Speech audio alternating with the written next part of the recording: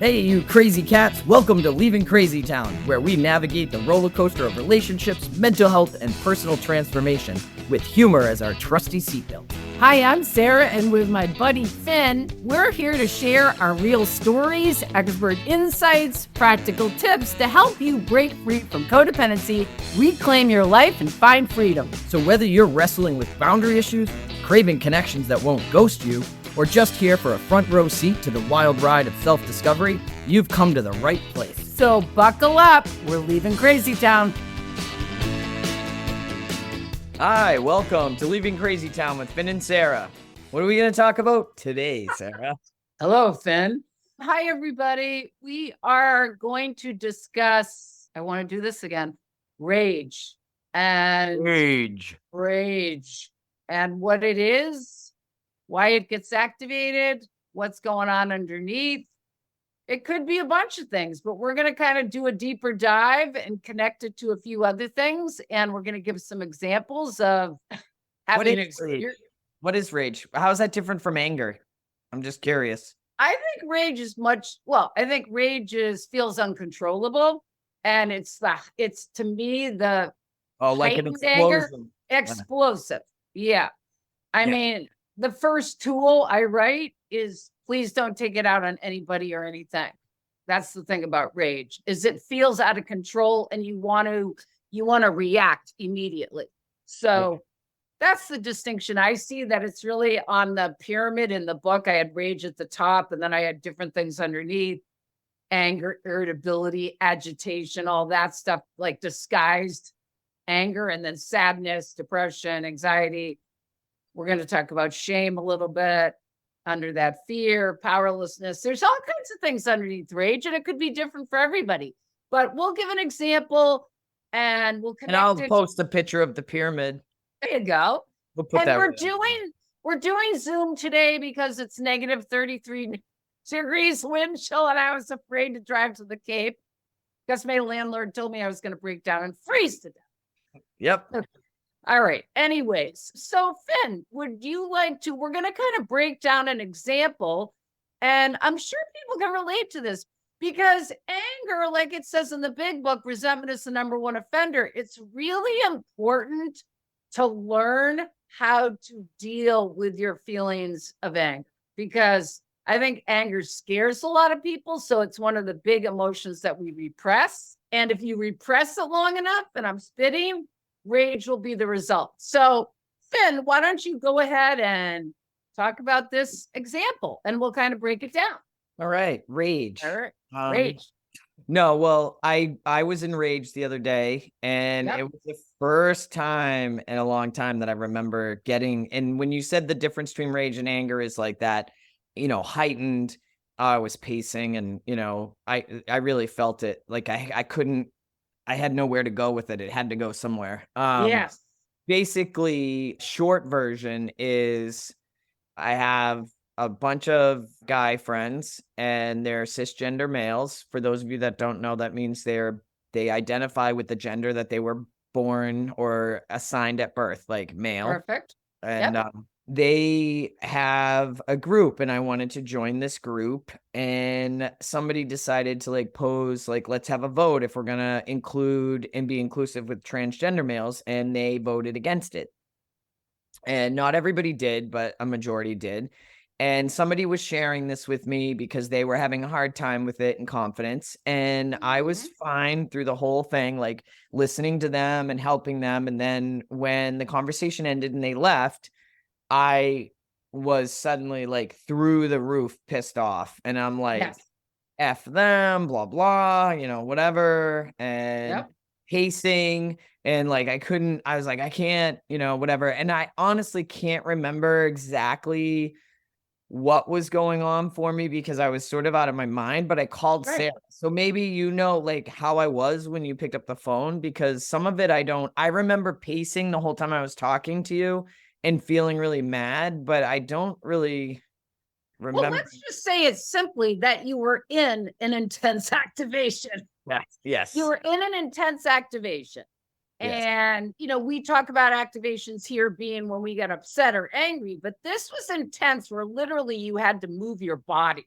Yeah. I mean, that says a lot. You literally couldn't sit with yourself because something very old and very intense got activated. When I was younger, when I would be enraged or actually, I think any emotion came out as rage to me when I was younger. And it was like, it pulsates down my arms and I want to punch something. And that's Yes. how I was feeling. But I don't do that today. So mostly I was walking my whole body to try to get it Yes. to come out. To But move. yeah, I definitely Yeah. wanted to punch something. I bet. I I don't like how bet. it hurts anymore. At 12, it hurt, but it wasn't a big deal. At 55, punching something lasts. Well, and I think you just said it though. Underneath it, this is a different kind of hurt, is like the hurt, right? What do you think when you kind of sat with it for a while? What was the process you went through as far as different feelings that came up? Well, I felt the rage and anger, Yep. and I realized that I was feeling rejected. And Yes. technically, this vote wasn't whether we want Finn around or Wasn't not. about you Yeah, specifically, but right? that's how I took it. And Yes. so I was feeling really rageful, but then rejected. And, Yep. I knew right away, like, I was feeling hurt, but Yes. Yeah. it just felt too intense to even feel that because I didn't want to be hurt by it. Like, it's No, hard to, it just reminds me of my sponsor used to say, under every resentment is a wound. yeah. So a piece of what's underneath the rage is hurt, pain, something. And there's the present situation and then there's the past. Okay, go ahead. And then, there were some feelings of these people know me, they know I'm transgender, and I don't know which of my friends voted against Ah, and so I started to feel really unsafe, like, safe. I didn't know who was safe, and people I've relied on and trusted, suddenly, I felt like my world shifted a little bit, like, "Wait, Yes. I don't know who's safe and who isn't," um, and then just, like, realizing that I wanted to be a part of, and I was feeling really good, and I'm feeling normal. I've never felt more myself than I do Yes. now. Yes. And when you So you're ask, talking, go sorry, ahead. go I was ahead. just going to say, so you're talking about another level, which is fear. So Yeah. fear of not belonging, fear of maybe not feeling safe, fear of, I can't trust these people, who's who. So all of these fears get activated absolutely underneath all the sadness and hurt. Okay. And I grew up in crazy and not being able to trust what was said and not trusting myself. And the interesting thing is Sarah asked, when you asked me like, well, when did you feel this way before? I just immediately went to when I was little and in foster home, and Mm, the foster parents would always be like, "We're a family. You're part of our family. You're part of our family." And I remember going to my foster mother's house as a family for a holiday, and they're doing family photos. So I, believing and trusting what I was told, of go course. bounding over to get in the family photo and then get told, no, no, no, it's only real family. And I got removed. Oh, And oh, is right. okay. I'm having a rage response now. I know. And I felt in my stomach, like, even when Sarah had asked, like, when you asked me, like, what is it? Immediately I wanted to throw up. And the Right. shame, like, the The shame is shame. interesting because I felt defective and then I'm a part of, and then I like openly express like my joy of being a part of, Yes. and then get in Yes. front of everybody removed, and that's how I felt, like, really exposed. So I open up, I'm loving, I'm like, "Yay, I'm part of this group, these are my friends, I'm finally feeling accepted," or "These Yes. are my family members, finally feeling accepted," and then publicly, in my mind, the situation that happened Of with course. is I wasn't there, whatever, but Of course. it was the same feeling that not only am I defective, now everyone can see that I'm defective. Yes. The exposed, feeling exposed. Yeah. And the Yes. thing is, like, when you and I were first talking about doing this, I'll tell everybody I didn't want to share this story because I feel like with something that elicits like a feeling of shame within me, I don't want to tell anyone. But what I know today is I'm not defective. I No. know that. I know that my little Finn felt that way, and there were situations that I felt that way. I know I'm not defective, but I also know that when feelings of shame arise, the best way for me to overcome it is to tell people about it, to talk Yes. about it, and to get Yes. that out. Cause I know in recovery, in my 4-step writing stuff, there were things on there I never told anyone. And Yes. I just would stare at the sentence on the page trying to read my 5th step because Yes. I couldn't, the pain of verbalizing it makes it real. Like if you know Yes. that I've been rejected by someone, then you're going to know I'm defective. And it's much easier to hide. But the freedom really comes from sharing, sharing it and Absolutely. not staying in that shame space of hiding myself. I am so glad you're saying that. And we're talking about several topics today, and I'm sure we'll do. And I always say this other episodes on this, but the shame piece is so important. And some of you already know this, but the difference between guilt and shame. Guilt is usually feeling bad about something you did, a behavior, and shame is feeling like something's wrong with you. And so Finn is exactly right. The way to free yourself from some of that shame is to talk about it, because secrets keep shame alive. And So that's brilliant. I also was just having this thought about rage.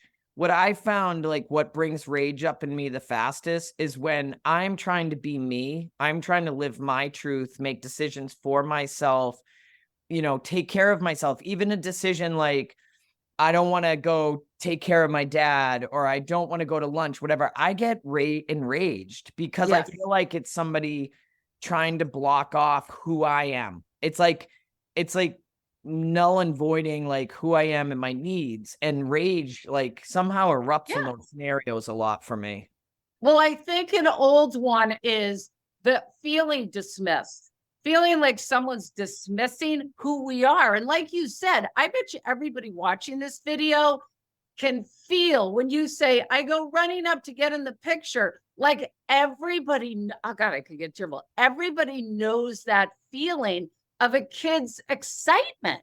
And Yeah. so to be immediately dismissed, a child can't help but make up a story about who they are because of that. And that's part of the healing that some of the tools we're talking about is remembering But what when other I'm people. calmed Go down ahead. and I know that story affected me, like talking about it today, I can think of that story with the picture and feel like I'm going to throw up and sad. But I think about the Yes. current situation and I don't actually have that feeling. So that's why, like, when I've calmed down and I'm not in a rage, I know that it was the Yes. childhood, and I started to look at it like this opportunity in this scenario gave me a chance to have those things come out so I can process the feelings that are still there and Yes. maybe diffuse them a little bit. Yes. And unfortunately, Bud, you have unbelievable many, many opportunities. You have so many opportunities in a week for this stuff to come up. God is using us. So yeah, I you're know, but could he absolutely use you a little bit? Like, can right. I know. I know. something happen to you this week? I'm saying this, and probably next week I'm going to have like 8 things happen to me. So I'm bumming. But yes, it's absolutely true. And we can say to ourselves, and we'll just leave you guys with these tools. Like one of the tools is to remember, and we discussed this, it's not about you. Whatever these people decided is about their own fear. And we know that intellectually. It doesn't necessarily mean it feels good. What else? The other things I was just saying, I was just thinking about when we were doing this video is ask yourself, like the process Finn did, if you have an experience of rage, say to yourself, what is happening for me? What am I sad about? What am I fearful about? What do I feel powerless over? Remembering that it's not about you, that you're just responsible for your feelings. And what else? I'm trying to think of tools. Don't react to the rage. Don't react to the rage. If Yes. you have to get out, go for a walk, get some physical exercise, call somebody because Yes. I had to get it out of my body, Yes, because it is, and I've said this before, it's an intense bodily sensation that's uncomfortable, but it doesn't mean we can't practice becoming more comfortable. And once we get through it, and like you went through this process, it passed And what and was you really got what's helpful for underneath. me was when I called Sarah, she didn't just say, she didn't she didn't stop me from venting. Like I needed to vent and express my rage. And if I hadn't done that, I would have just like shoved it Shut down. it And down. release, the physical release, the being able to verbally express what was going on gave me a chance to get to those deeper layers. Right. Absolutely. You always want to get to the deeper layers. And because that's what this is about healing from codependency, and a lot of codependency. And well, here we go. We'll get into it another episode, is about repressing all those feelings and trying to make everything okay for other people and us. So we're leaving Crazy Town. This is huge. Fasten your seatbelts, people. Fasten your seatbelts tightly when you're having a rage, but it's normal and this will pass. Thanks for listening to Leaving Crazy Town. We hope today's episode offered you valuable insights and tools to help navigate your relationship. If you found our discussion helpful, please rate, review, and subscribe to our podcast. And share it with a friend. Misery loves company, right? Stay connected with us on social media and visit our website for additional resources and updates on future episodes. Until next time, remember that breaking free from codependency is a journey, and we're here to help you every step of the way. And hey, if all else fails, at least you'll have a few left. So buckle up. We're leaving Crazy Town.